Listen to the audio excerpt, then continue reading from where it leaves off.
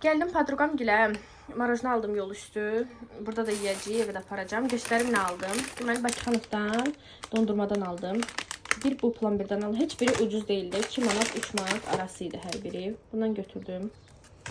Orada kassadan soruştum. Dedim en fərqli marojnalar hansıdır? Dedi inanın ki hamısından götürmüşsünüz. Bunu götürdüm. Bunu götürdüm. Adi bildiğimiz marojnalar da var idi. Ben ama çalıştım ki yemədiklərimdən götürüm. Belesini de götürdüm ve qoşçun qaşıqla yeməyim. Bunu niye 2 dənə götürdüm ki görəsən fərqli. Sonra bunu təriflədilər. Bunu götürdüm. Bomba. Bir dənə algi de götürdüm balaca. O da var qoşçu. Həmişə kimi millasız olmaz. Milla götürdüm. Sonra belə bir şey götürdüm. Bunu da beğendim. Bu. Yine de bundan ve Milla yine de. Belə 31 manat 50 qəpik.